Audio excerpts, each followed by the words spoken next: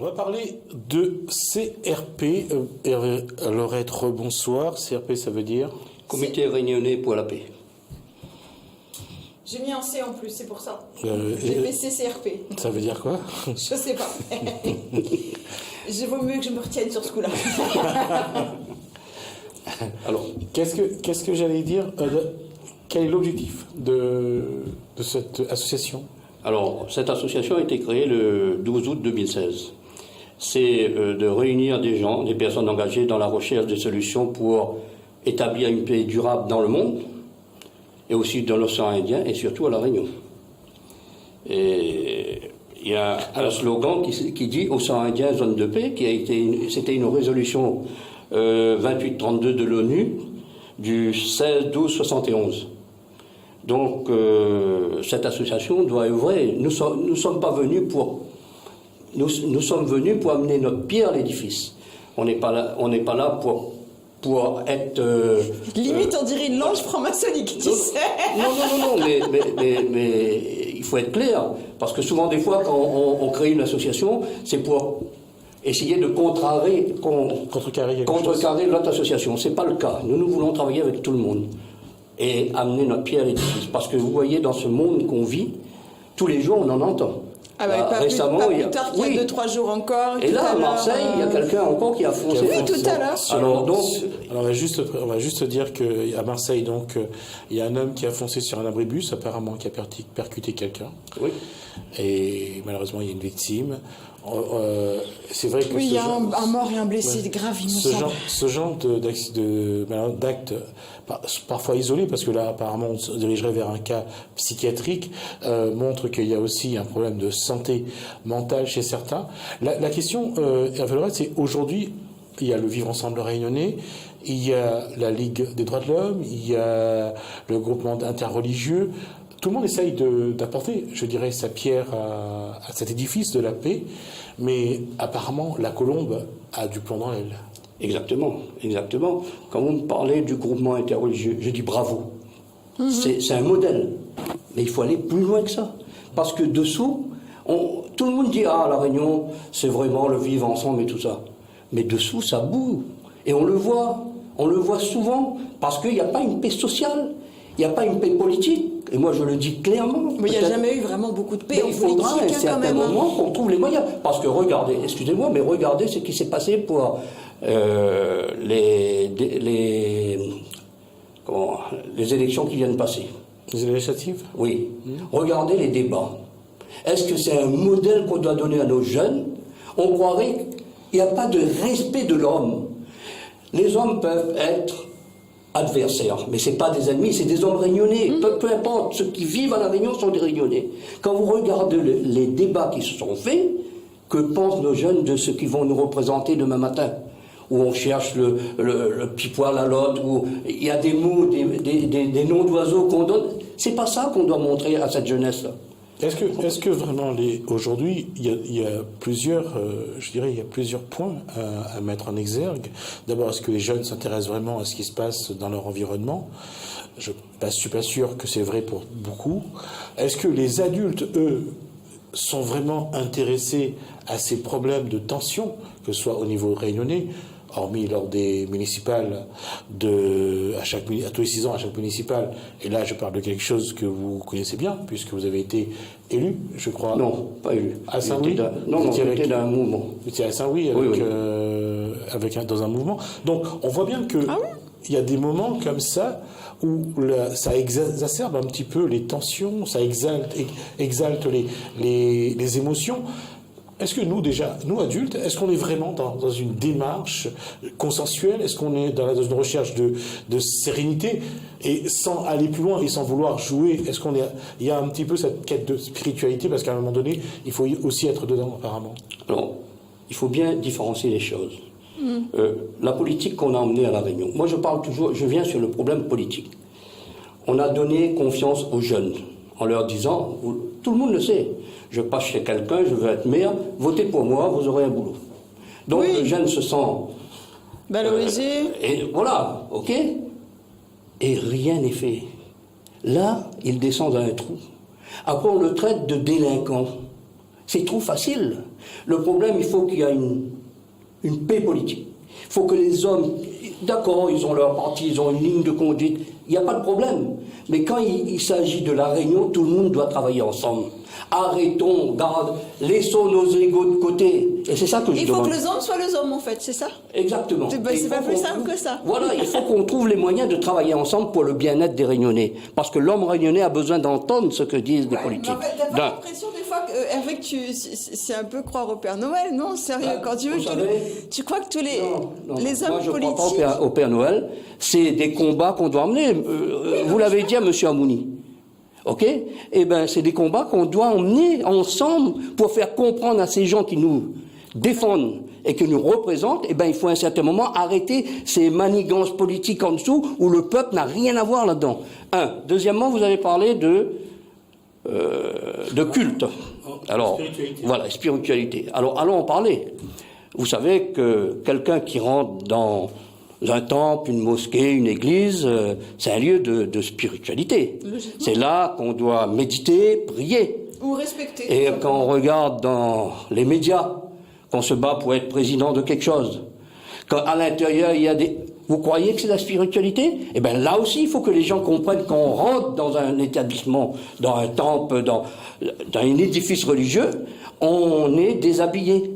On n'est plus maire. Non, pas trop quand même. Hein. Non, mais non, au sens figuré. C'est dégueulasse quand même. Bon, oui. On n'est plus maire, on n'est plus docteur, on n'est plus RSA. C'est l'humain avec l'humain. Et si on a ça, on pourra peut-être avancer. Hervé Lorette, on est dans un contexte aujourd'hui. Vous avez une expérience, vous avez une expertise de cette situation humaine d'abord, parce que c'est d'abord l'humain, mais il y a aussi le social, l'économie, la politique. On voit bien, vous avez été président de la FCPE à l'époque, c'est la FCPE Réunion, la jeune parents d'élèves, même les parents d'élèves entre eux se tirent la bourre pour savoir qui va représenter les élèves. Pas que ça, il n'y a rien quand tu déposes le marmaille devant l'école, comment la forme à côté regarde à haut, tu vois, rien comme ça. Si on le voit, déjà là, à ce niveau-là, il n'y a pas trop d'argent, il n'y a pas trop de pouvoir à avoir. Mais imaginez que pour ces hommes et ces femmes qui sont dans un cadre économique ou politique, il y a de l'argent. Donc il y a du pouvoir, ça exacerbe tout ce qu'il y a de moins bon, je dirais, dans l'être humain.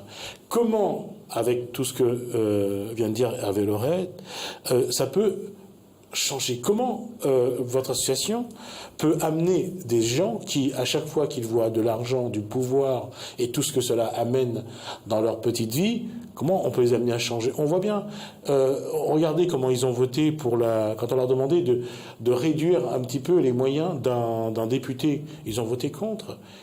Tout ce qui est bon, tout ce qui est argent, tout ce qui est pouvoir, c'est bon à prendre. Hervé Lorette va venir en disant, avec quelle que soit sa tenue spirituelle ou religieuse, dire non, il faut parler avec son cœur. Mais combien d'êtres humains parlent avec son cœur aujourd'hui? Alors, je veux juste pour remettre ça, l'association, en fait, qui sont là, enfin, vous avez dit, sont plusieurs, parce que parler. Après, vous faites quoi quand vous avez trouvé une solution?